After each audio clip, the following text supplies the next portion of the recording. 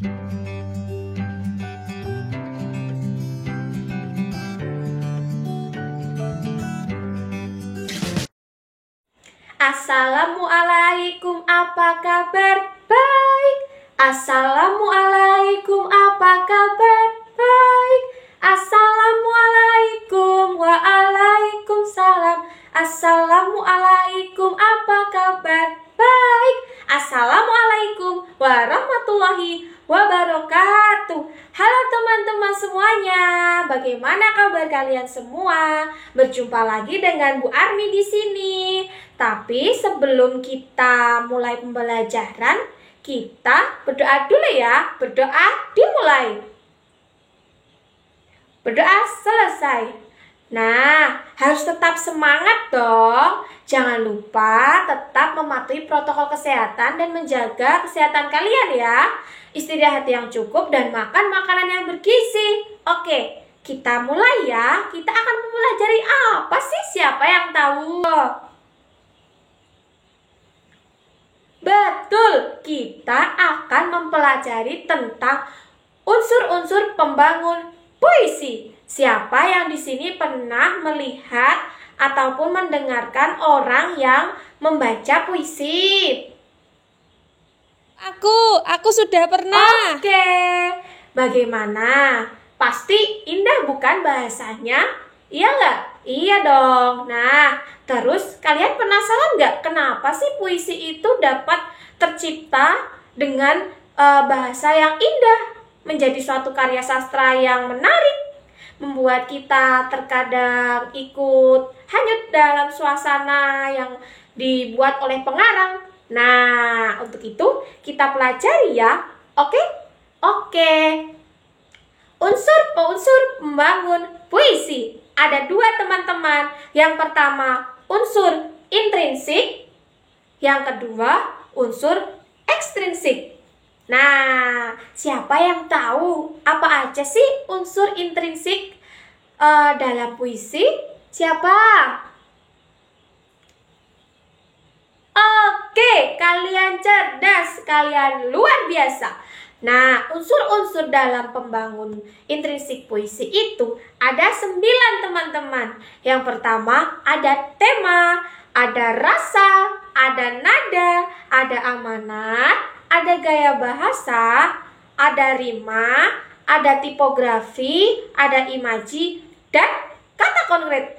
Ya, ayo kita kulas satu-satu ya. Oke, yang pertama adalah tema. Tema merupakan pokok pikiran dan puisi. Nah, tema itu misalnya menyangkut apa? Oh, misalnya pengarang akan mengambil tema tentang budaya, keadaan sosial, pendidikan, seperti itu. Yang kedua adalah rasa. Rasa merupakan sikap penyair terhadap pokok permasalahan yang terdapat dalam puisinya.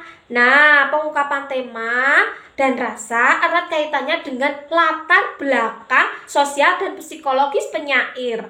Misalnya, latar belakang pendidikan, agama, jenis kelamin, kelas sosial, kedudukan dalam masyarakat, usia, pengalaman sosiologis dan psikologis, dan masih banyak lagi. Nah, yang ketiga adalah nada. Nada merupakan sikap penyair terhadap pembacanya. Nada juga berhubungan dengan tema dan rasa, teman-teman. Penyair dapat menyampaikan tema dengan nada mempengaruhi, menggurui, atau mendikte bekerja sama untuk memecahkan masalah. Nah, menyerahkan masalah begitu saja kepada pembaca, seperti misalnya dengan nada sombong, menganggap bodoh dan rendah pembaca, nada menangis, nada tertawa, bahagia, dan masih banyak lagi. Yang keempat adalah amanat. Siapa yang tahu amanat? Pasti tidak asing lagi dengan amanat, kan? Amanat, hayo siapa yang bisa? Oke, betul. Amanat merupakan pesan yang disampaikan oleh penyair atau pengarang kepada pembaca. Nah, berikutnya yaitu gaya bahasa.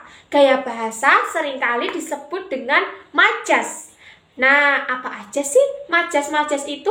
Majas ada berbagai macam ya teman-teman.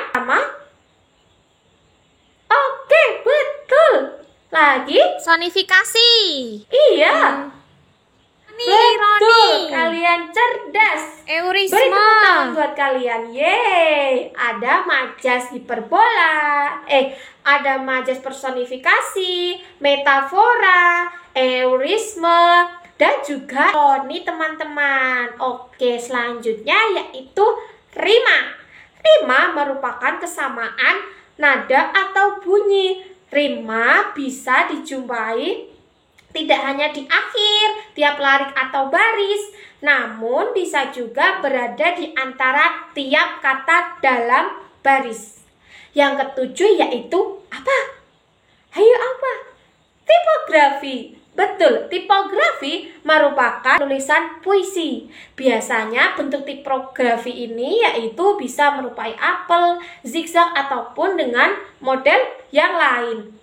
Selanjutnya yaitu imaji. Imaji merupakan kata-kata atau rangkaian kata-kata yang dibuat atau memperjelas yang ingin disampaikan dari pengarang atau penyair kepada pembaca. Nah, rasa imaji dari situlah rasa imaji pembaca bisa mempengaruhi bagaimana puisi itu dapat tersampaikan dengan baik oleh pembaca. Dan yang terakhir yaitu kata konkret. Kata konkret yaitu pemilihan kata-kata yang membuat segalanya menjadi terkesan dan tersentuh. Dengan kata-kata yang indah, biasanya penyair menyampaikan kata-kata itu kepada pembaca atau pendengar agar pembaca atau pendengar bisa tersentuh sehingga puisi yang dapat tersampaikan dengan baik dan diterima dengan baik. Yang kedua yaitu unsur apa? Ekstrinsik. Unsur ekstrinsik dalam puisi yaitu ada 3. Yang pertama unsur biografi, yang kedua unsur sosial, dan yang terakhir unsur nilai. Unsur biografi merupakan latar belakang pengarang. Nah, latar belakang pengarang ini cukup berpengaruh dalam pembuatan puisi. Misalkan latar belakangnya tentang keluarga miskin, maka puisi yang dibuat akan menyentuh hati pembacanya yang terbawa latar belakangnya sehingga mampu dikesankan dalam sebuah puisi, teman-teman. Yang kedua yaitu unsur sosial. Unsur sosial erat kaitannya dengan keadaan kondisi masyarakat seperti saat misalnya porak-poranda, krisis ataupun yang lain. Dan yang ketiga itu unsur nilai.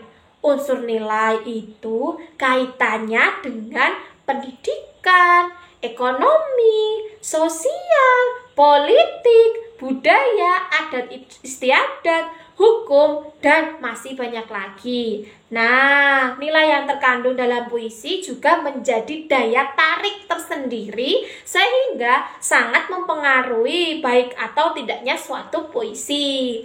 Nah, habis ini Ibu akan memberikan latihan kepada kalian ya. Berikut soalnya. Oke, jawabannya nanti kalian jawab dan kalian share ke grup ya. Oke teman-teman, tetap patuhi protokol kesehatan, jaga kesehatan, jangan lupa istirahat yang cukup, dan semangat buat belajar ya. Demikian yang dapat Ibu sampaikan, kurang lebihnya mohon maaf. Wassalamualaikum warahmatullahi wabarakatuh. Dadah semuanya.